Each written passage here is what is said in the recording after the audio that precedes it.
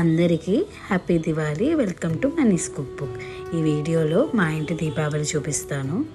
ముందుగా నేను కొన్ని కుందులు చేసుకున్నానండి. బంకమట్టితో కుందులు చేసుకొని వాటిని ఆవు పేడలో ముంచి ఎండబెట్టిన తర్వాత ఇలా వచ్చేస్తాయి.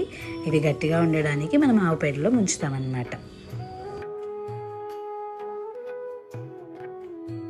దివాళీ రోజు ముగ్గులు లేకుండా ఉంటాయా?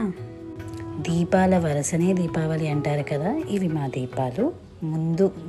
మొదటి దీపాన్ని నేను తులసీదేవి దగ్గర పెట్టేసుకున్నాను. తర్వాత కొంచెం డెకరేషన్గా కూడా చేసుకున్నాము.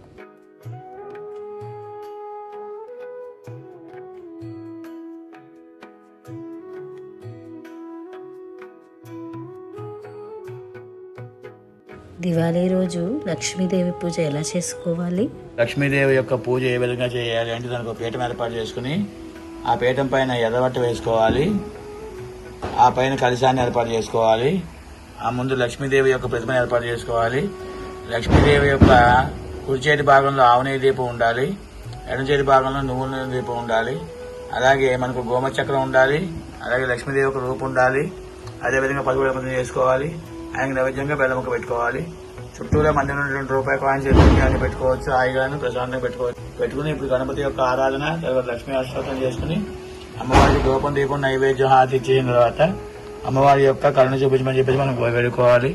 అదేవిధంగా అమ్మవారి యొక్క స్తోత్రం కూడా చాలా మంచిది. శుభం భూయాత్.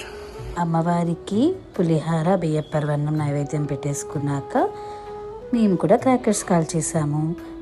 చిచ్చుబూటి, భూచక్రాలు, కాకర పువ్వతులు అన్నీ కాల్చుకున్నాము. ఇలా ఉన్న ఆకాశం దివాళీ రాత్రిపూట ఎలా మారుతుంది? ఇలాగా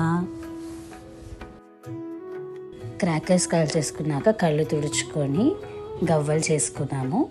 ఆ గవ్వలు తినేసి మంచిగా ఫ్యామిలీ అందరితో టైం స్పెండ్ చేశాము. మీ దివాళీ ఎలా అయిందో మాతో షేర్ చేసుకోండి. వీడియో నచ్చితే like, share and subscribe to Mani's cook book.